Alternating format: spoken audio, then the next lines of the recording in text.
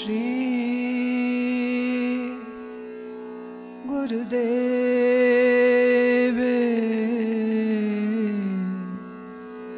नमः।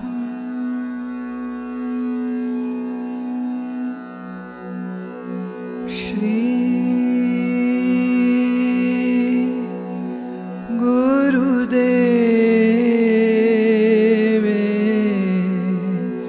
नमः।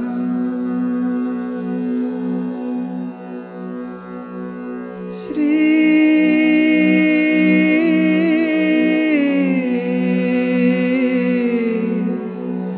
गुरुदेव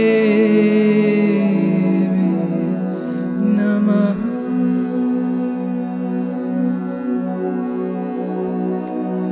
आदि गुरे नमः जुगा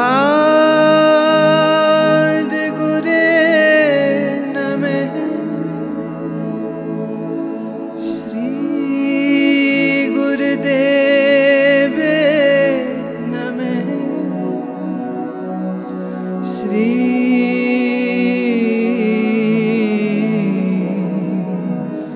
गुरुदेव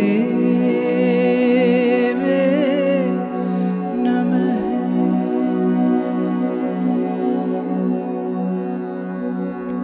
वंदना गुरुचरण में तारो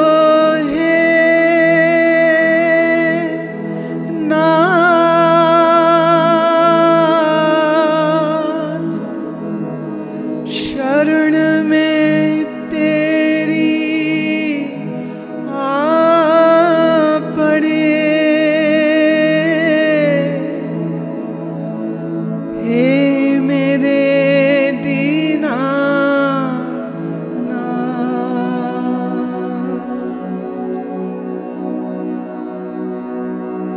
ज्ञान वैराग्य त्याग तपस्या जीवन में मेरे हो। प्रेम दया करुणा शक्ति तेरी कृपा से हो। मंगलनाथ अमंगल हरो अंधकार से प्रकाश में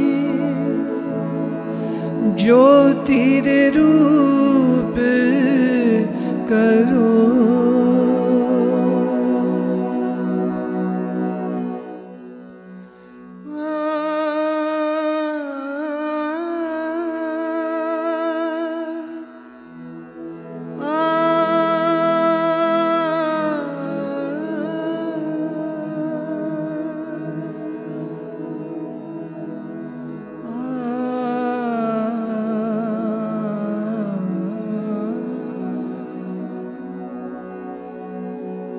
संतो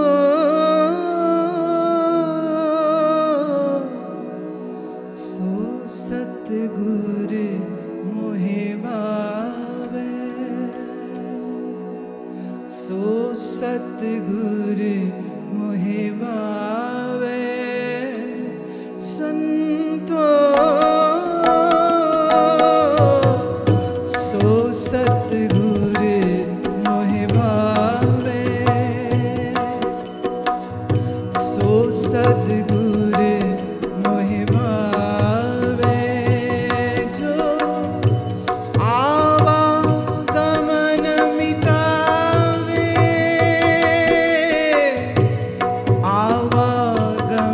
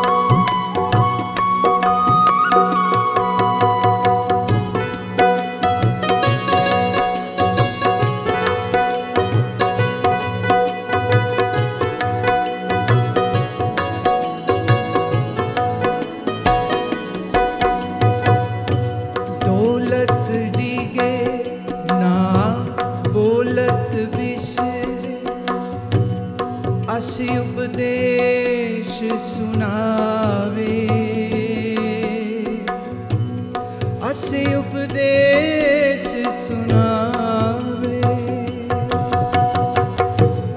बिन हठ भरम क्रिया से न्यारा, सहज समाधि लगावे, सहज समाधि लगावे, सहज समाधि लगावे, सहज समाधि लगावे। संतो सो सद्गुर मोहि भावे, संतो सो सद्गुर मोहि भावे। जो आवागमन मिटावे, आवागमन मिटावे, जो आवागमन मिटावे, जो आवागमन मिटावे। संतो सो सद्गुर मोहि भावे, संतो सो सद्गुर मोहि भावे।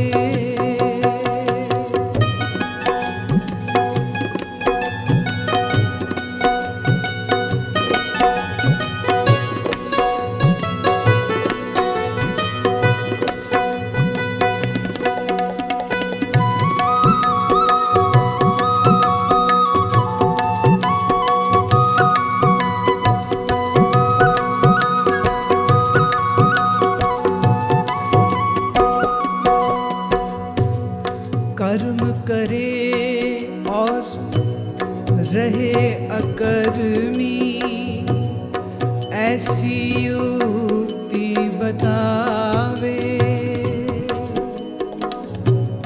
सदा आनंद फंद से न्यारा, सदा आनंद फंद से न्यारा, भोग में योग सिखावे,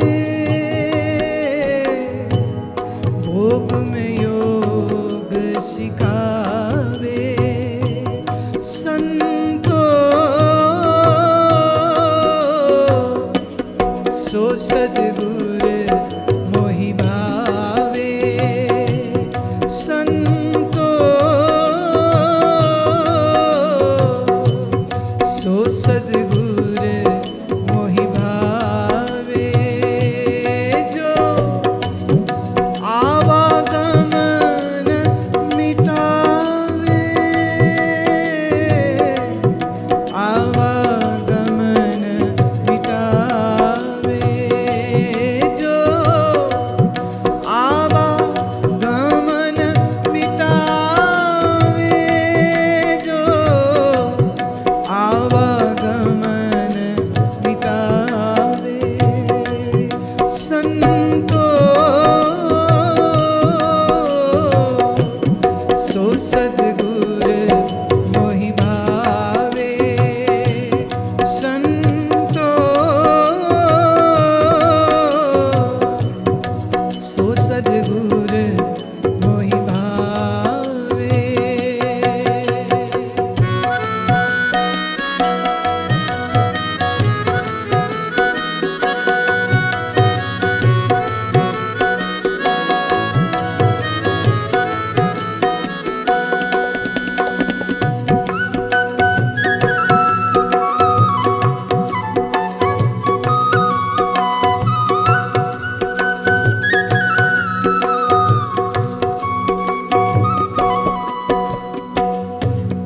ज्ञान सरोवर शून्य शिला पर, ज्ञान सरोवर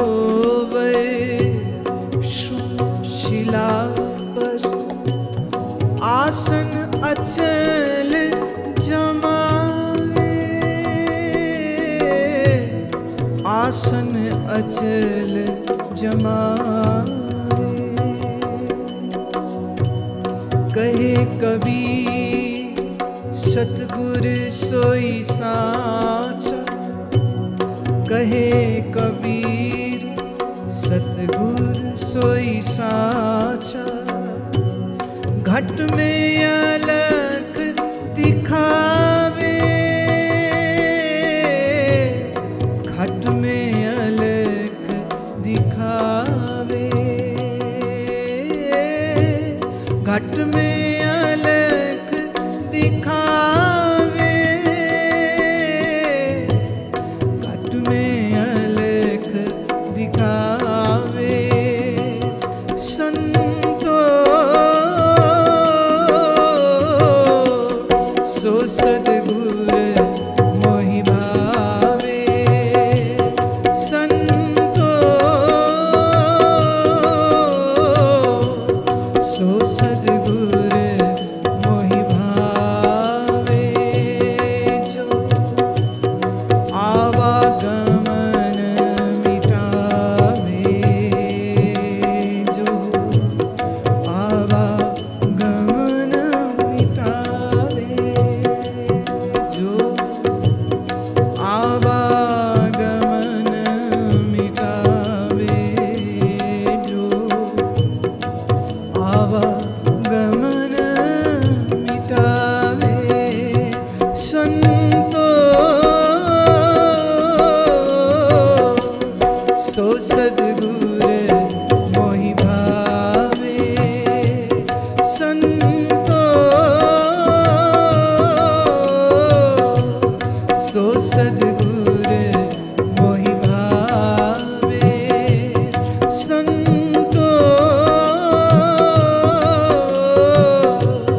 सो सद्गुर मोहि भावे, सो सद्गुर मोहि भावे, सो सद्गुर मोहि भावे, सो सद्गुर मोहि भावे, भावे सो सद्गुर मोहि भावे, सो सतगुर मोहि भावे, भावे सो सतगुर मोहि भावे, सो सद्गुर मोहि भावे, भावे सो सद्गुर मोहि भावे, सो सतगुर मोहि भावे, भावे सो सतगुर मोहि भावे, सो सद्गुर मोहि भावे, भावे सो सद्गुर मोहि भावे, सो सतगुर मोहि भावे, भावे सो सतगुर मोहि भावे, सो सद्गुर मोहि भावे,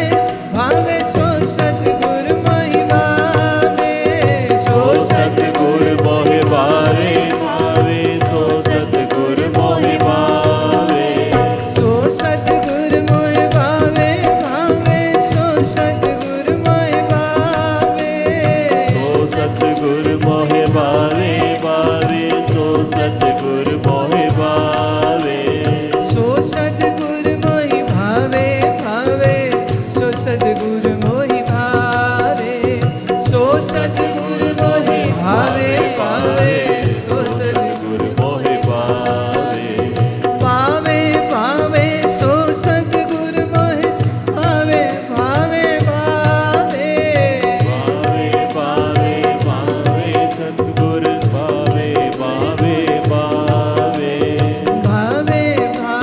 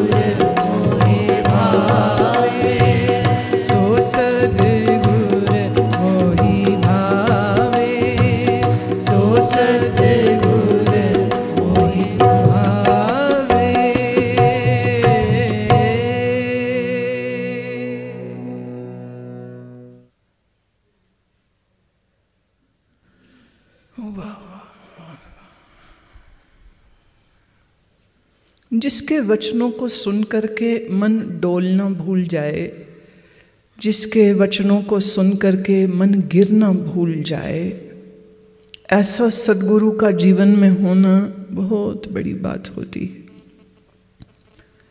लेकिन मैं फिर याद करा दूं कि कबीर जब गुरु की वंदना करते हैं तो गुरु के चंद कुछ लक्षण हैं, जिन लक्षणों के आधार पर वो सद्गुरु को परिभाषित भी करते हैं और गुरु कौन है ये समझाते भी हैं और गुरु क्या करता है वो बताते भी हैं।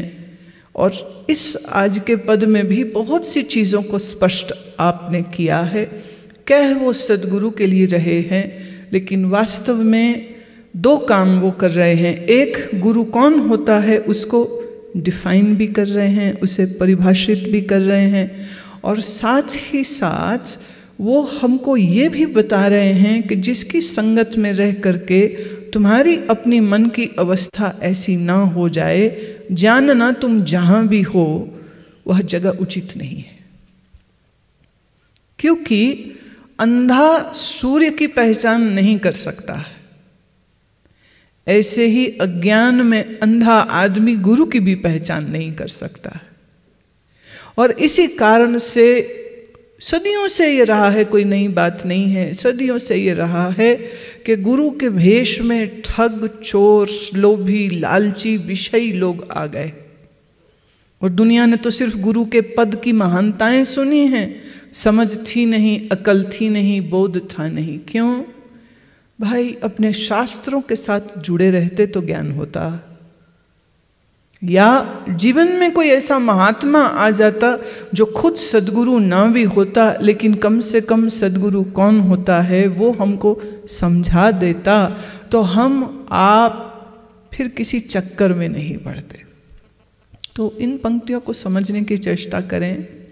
जो स्वयं अडिग और अडोल रहता है, ऐसे के ही वचन हमको भी अडिग और अडोल बनाना सिखा देते। जिसका मन वासना से रहित है, उसकी संगत में वासनाएं क्षीण हो जाती हैं। क्षीण मतलब पहले कमजोर होती हैं, फिर खत्म हो जाती। This doesn't happens in one day. अगर संसार की दौड़ और संसार की पकड़ उतनी ही जोर से चल रही जितनी सद्गुरु के मिलने से पहले, तो उसमें दो बात आती हैं। एक तो ये कि पूरा सद्गुरु के करे जे सिखन में चूक। पूरे से पूरा गुरु भी क्या कर सकता है अगर चेला गलती ही करता रहे और समझे ही नहीं और जीवन को बदलने की कोशिश करे ही नहीं, तो सद्गुरु भी कुछ नहीं कर सकेगा। दूसरा, जब सुनने वाले के पास इतनी बुद्धि नहीं है, इतनी समझ ही नहीं है, इतना विवेक ही नहीं है, इसलिए वो गुरु की कही बात को समझ ही नहीं पाता है। और जब समझ ही नहीं पाता है तो जीवन में लाएगा कैसे? जो स्वयं निश्चल है उसके सानिध्य में जाकर हमारा मन भी निश्चल हो जाएगा। ये एक सहज पहचान है।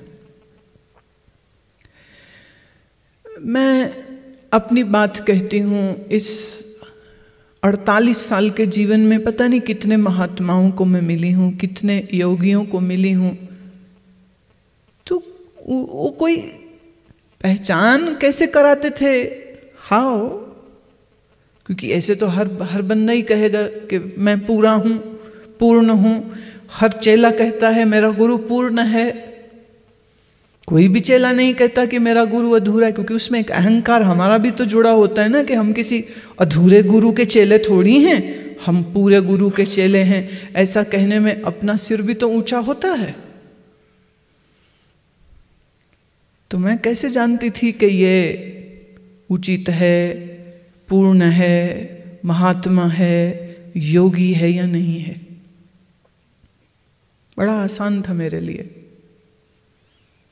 धीरे धीरे धीरे ये चीज़, ये कला मेरे में आती चली गई। फर्स्ट, पहली बार में तो सब शरीर थोड़ा बहुत फर्क एक से ही होते हैं, बोली भाषा सबकी एक सी ही होती है, कोई कम बोलेगा, कोई ज़्यादा, कोई हिंदी बोले, कोई पंजाबी, उससे तो कोई फर्क नहीं पता चलेगा। महात्माओं की ड्रेस भी लगभग एक सी ही होती है, उससे भी कोई फर्क नहीं पता चल सकता है। किसी के बहुत चेले हैं, किसी के कम चेले हैं, और कोई बिल्कुल ही अकेला बैठा हुआ होता था, कैसे पता चलता?